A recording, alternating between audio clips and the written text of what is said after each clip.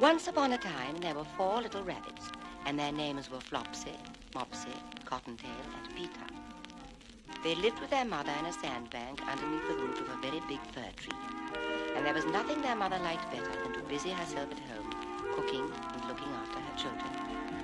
My name is Mrs. Rabbit, and happy is my lot. See what beautiful children I have got. I work for them and care for them and teach them how to be most respected members of the bunny family. We're a happy family, yes, a happy family, and we live at the foot of the big fir tree. Flopsy and Mopsy, How could they be sweeter? and funny little Cottontail. And Peter, I'm naughty. I don't do as I'm told. I get into lots of trouble. I have lots of fun, though. My name is Mrs. Rabbit. My house is underground. Friends and relations are living all around. I nod to them and smile at them and always try to be a most respected member of the bunny family. We're a happy family, yes, a happy family, and we live at the foot of the big fir tree. Flopsy and Mopsy, How could they be sweeter? and funny little Cottontail. And Peter, Now, my dears, you may go into the fields or down the lane, but don't go into Mr. McGregor's garden. Your father had an accident there. He was put in a pie by Mrs. McGregor. Now, run along and don't get into mischief.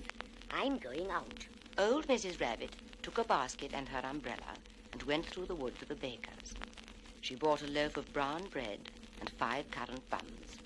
Flopsy, Mopsy, and Cottontail, who were good little bunnies, went down the lane to gather blackberries. But Peter, who was very naughty, ran straight away to Mr. McGregor's garden and squeezed under the gate. oh, it is a tight squeeze. There, I'm through. Oh, look at those lettuces. I must have some of those. The lettuce in this garden, I count my very own. And every day I come here to see what has been sown.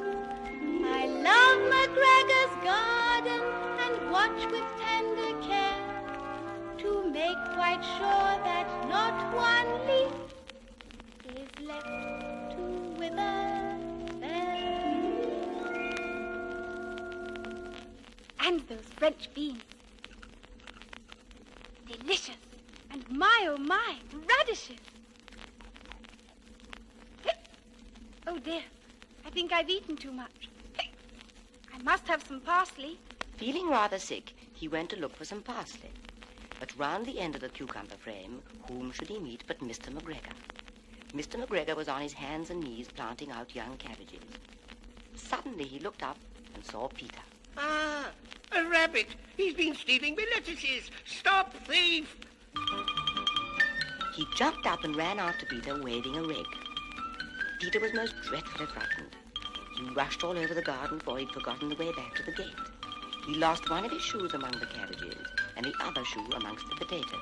Oh dear, he'll catch me. Stop, thief! He's stolen me radishes! Oh dear, help, he'll catch me. Oh, the rabbit pie. No, I'm winning.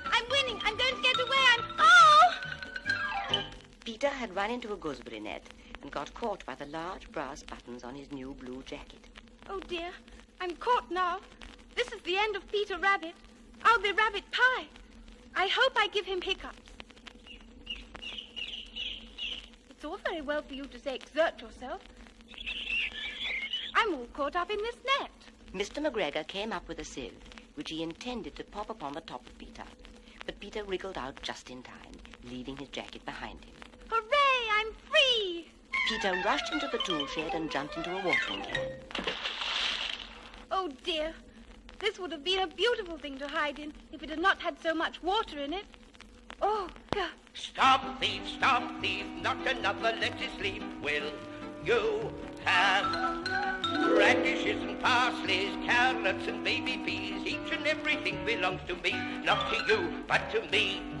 If I catch you, you will die, then you'll be rabbit pie, supper for me wife and I. Stop, thief! Stop, thief! I know he's in here somewhere. He's behind that brush. No, he's behind that sack of potato seed. No. Ah, he's under one of those flower pots. No. No. No. No. A tissue. There he is. Come here. Mr. McGregor was after him in no time and tried to put his foot upon Peter, who jumped out of a window, upsetting 3 plants. The window was too small for Mr. McGregor, and he was tired of running after Peter. He went back to work.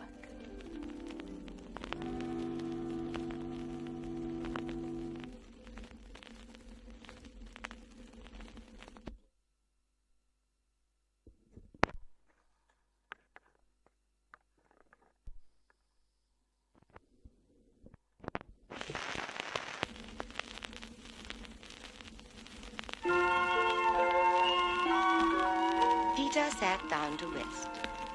He was out of breath and trembling with fright, and he had not the least idea which way to go. Also, he was very damp with sitting in the watering can. Oh dear, I do get into some scrape. Why do I do it? What can it be?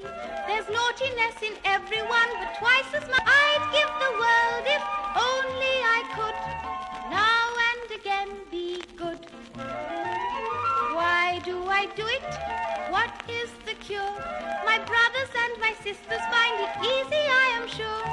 No one believes I'd like to be good. Nevertheless, I would. I think a halo would suit me, dangling over my head. When they behold me, they wouldn't scold me. They'd say, well done instead. Why do I do it? Am I to blame? The others can be naughty, but it never seems the same. That's how I've been ever since I begun. Why do I do it? Why do I do it? Why do I do it? Because it's fun. He began to wander about, going lippity-lippity, not very fast and looking all round. He found a door in a wall, but it was locked, and there was no room for a fat little rabbit to squeeze underneath. An old mouse was running it, carrying peas and beans to her family in the wood. Excuse me, Mouse. Can you tell me the way to the gate? It isn't very polite to talk with a pea in your mouth. Peter was very upset because he couldn't understand the mouse, and he began to cry. Come back. Oh, dear. She's gone. I'm lost. I'll try this way, straight across the garden. Presently he came to a pond where Mr. McGregor filled his water cans. A white cat was staring at her. She sat very, very still. But now and again the tip of her tail twitched as if it were alive. A cat. I don't think I'll ask her the way. I've heard all about cats from my cousin Benjamin. A cat is the sort of a chap or a girl who will eat for a treat rabbit meat.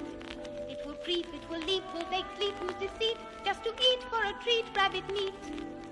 The moral is clear of cats, beware. Pat of feet, quick retreat, life is sweet. The tool shed, but suddenly quite close to him he heard the noise of a hoe. Scritch! Peter scuttered underneath the bushes. He came out and, climbing on a wheelbarrow, looked around. The first thing he saw was Mr. McGregor hoeing onions. His back was beyond him was the gate. Peter got down very quietly off the wheelbarrow and started running as fast as he could go behind some blackcurrant bushes. There's that rabbit again. Come back. Sorry, Mr. McGregor. I can't stop just now. Peter ran as fast as he could and was safe at last in the wood outside the garden. Mr. McGregor hung up the little jacket and the shoes for a scarecrow to frighten the blackbirds. Peter never stopped running or looked behind him until he got home to the big fir tree. So tired that he flopped down upon the nice soft sand of the floor of the rabbit hole and shut his eyes. His mother was busy cooking. Where have you been? Who, me? Nowhere. Dear me, what a... And where are your clothes? That's the second little jacket and pair of shoes you've lost in a fortnight. Mummy, I don't feel very well. I'm not a bit surprised. Come along, off to bed with you and I'll eat. 1 tablespoonful to be taken at bedtime. Flopsy, Mopsy, and Cottontail and blackberries for supper. But Peter Rabbit was sent to bed. Why do I do it? What can it be? There's naughtiness in everyone, but twice as much in me.